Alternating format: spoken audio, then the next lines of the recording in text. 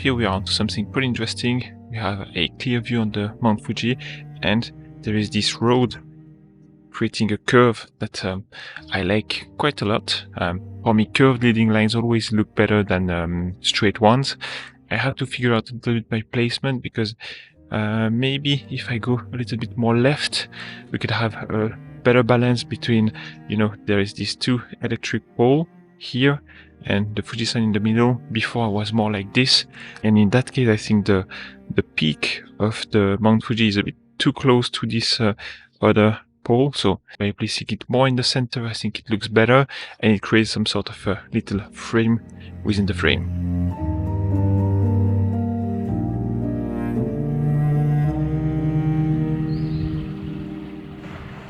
So, good morning from Fujiyoshida, next to the Mount Fuji, and today the plan is to take some photos on my 35mm f2.8 pancake lens. I have the Zeiss one, and I've been shooting here for 2 days already with my rather big zoom lens, so I want to take it easy with a small lens today, and yeah, I will take some photos, break down some compositions as usual, and capture the vibe of this very cute sleepy town of Fujiyoshida that I think I like better than Kawaguchiko, which is a lot more touristy. But anyway, now let's go shoot.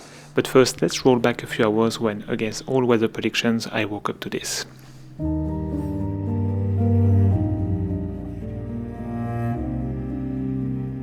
Should have put that alarm earlier, I guess.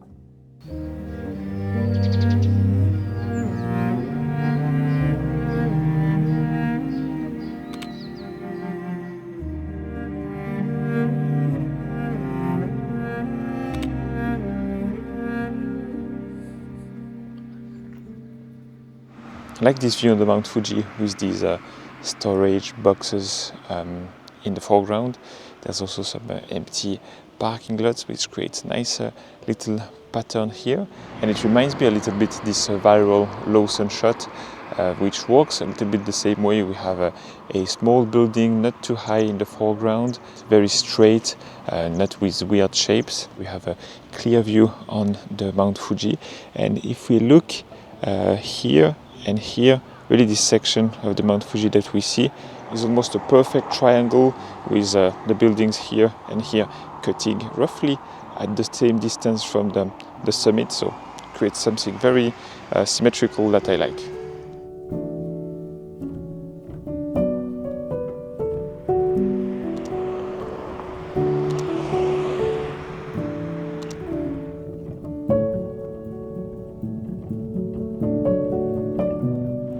My love for old-looking, abandoned building is not fading out, and here we have a perfect example of what I like.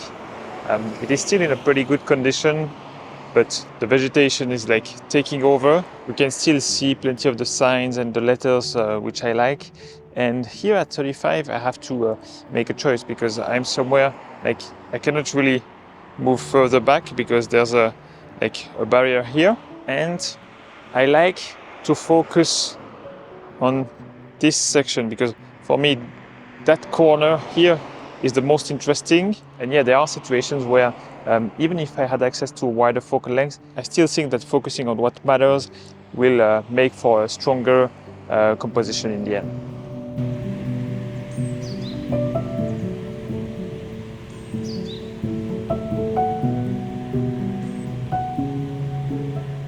When preparing for my trip to Fujisan, I wanted to get inspired and find good locations to shoot it from, but checking the internet and social media, I was fed with thousands of low-sun viral shots, so definitely not the best source of inspiration to help me create something that stands out even just a bit. And the problem is that finding good sources of inspiration online can be very difficult. So here comes the sponsor of today's video, Frames magazine. Frames is a quarterly printed photography magazine that contains more than 100 pages filled with curated, high-quality work from established and emerging photographers. But it's not only that, there's also a monthly digital publication with more portfolios, photo analysis, interviews and more, and there's a whole community behind Frames too. For me, the best part about Frames is that you get exposed to other kind of photography that you can take inspiration from, something that is almost impossible to do with social medias that feeds you with what works best on their platform and what is likely to please you based on everything you saw before. It creates a comfort zone around you and never shows you new things that could trigger something in you and expand your vision. vision. Your photography can really elevate itself when you are mixing elements from different photography genres, having a more street approach in wedding photography, or bringing more candidness into some landscapes, for example, can be a combination that works beautifully and pushes your photos to a whole new level. Most photos featured in frames also come with additional information about the gear and the settings used to get the photos. It can help you understand what gear is needed for certain types of pictures and guide you to choose your next camera. But in some situations, you can also realize that a striking set of images was taken with outdated pieces of gear. In any case, I think it is valuable information that is also available in frames. I highly recommend you to check it out. There will be a link at the top of the description. Thanks a lot, Frames, for your support, and now let's get back to the video.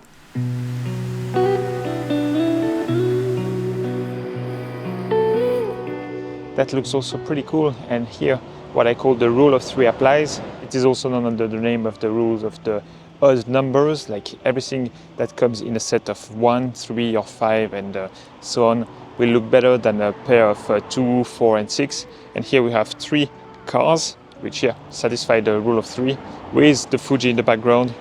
Looks very simple, balanced, and yeah, I like that.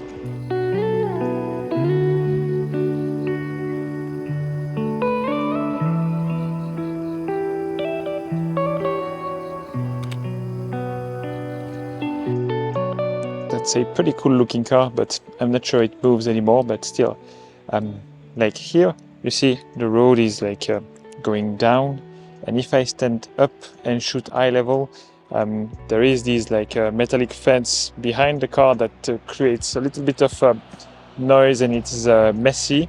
But if I squat down a little bit, then the car covers the fence, and just like this the composition becomes a lot more clear. In terms of exposure, when it's overcast like it is right now, I tend to overexpose a little bit.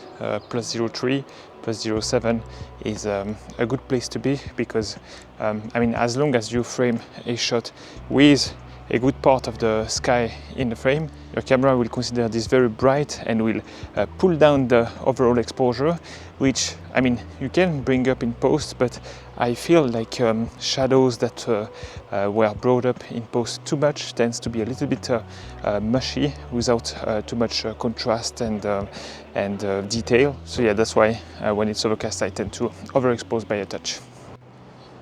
Never seen a house with this kind of shape. Don't understand what this thing is for, but I like that. I like when there's a sense of mystery, like not knowing what happens, what is like on the frame. More questions than answers. I like that.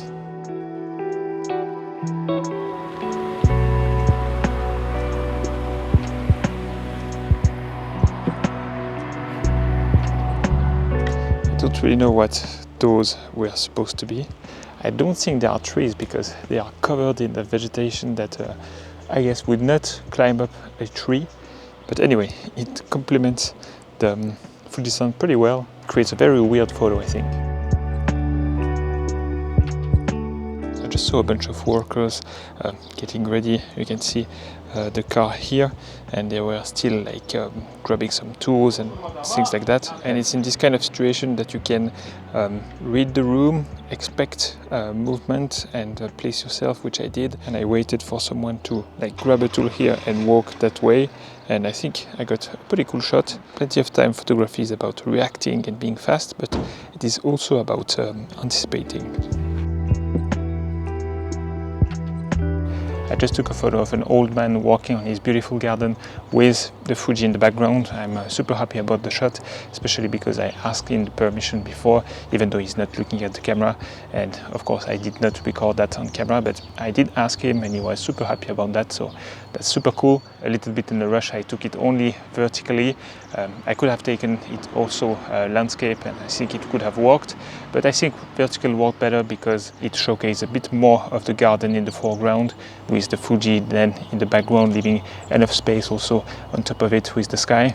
So yeah, I think that was a good call.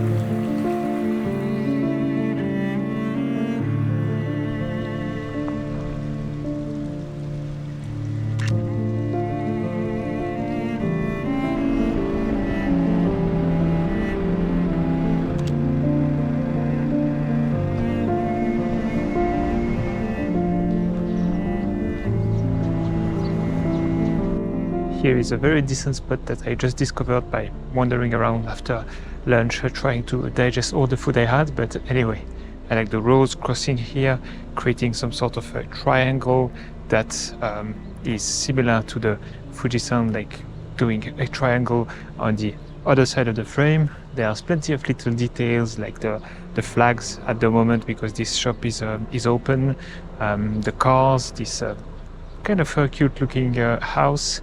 Also these two signs, they are like angled, they are not totally upright, which yeah, adds a little bit of imperfectness in this frame, which yeah, works well, I guess.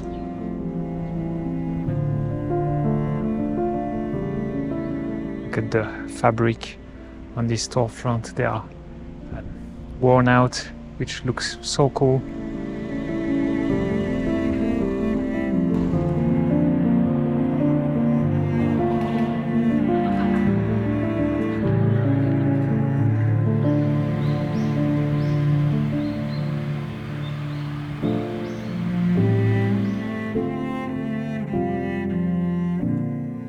So what really makes this scene are two things.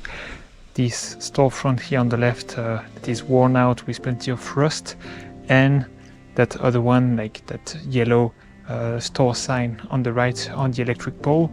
And of course I also like the road that is like curving right at the end, like leading to somewhere that we don't know, which I like.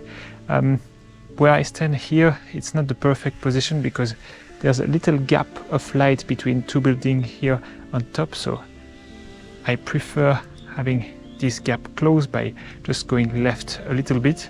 And now the cherry on top would be to have someone cycling or walking on this road, but I've been here waiting for 10 minutes, nothing happened, so yeah, I'll give it another 5 maybe, but otherwise I will just take it without anyone.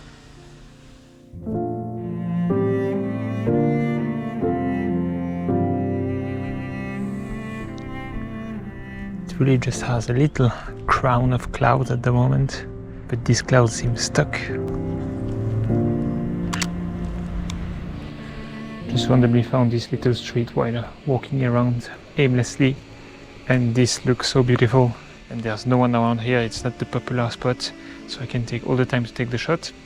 Obviously it's not the best condition today, and here a long lens like 70, 85 or even longer than that could work a lot better. So what I'll do anyway today is putting my 35mm into a crop mode and turn it into a 52, shoot it vertically and get the most of the situation despite the less than ideal conditions.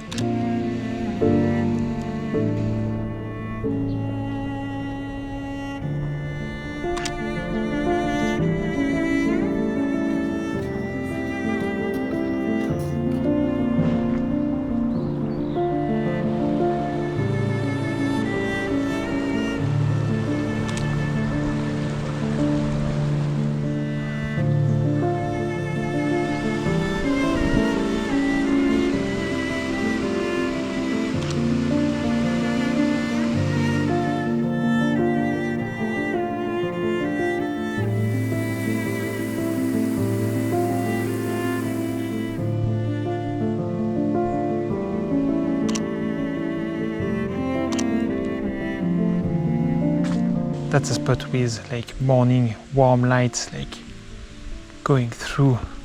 The trees could look awesome, but of course like end of the day on an overcast day it's not the best, but still a little bit of exercise to come here.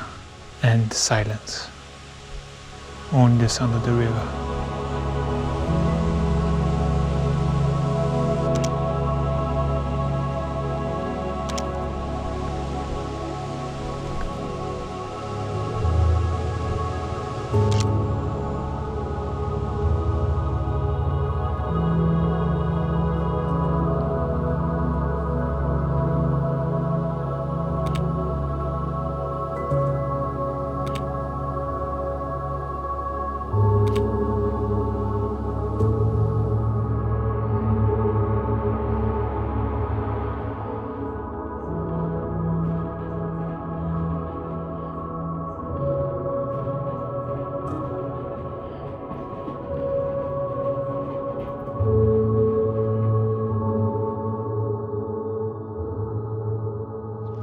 So I've been shooting on and off, but mostly on since 6 a.m.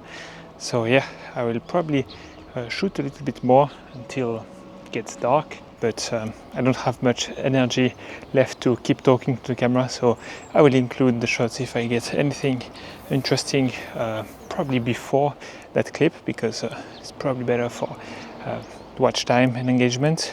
And thanks a lot for watching as always, and subscribe if you're not, because I keep doing this kind of photography breakdown on a regular basis, and I'll see you in the next one. Bye.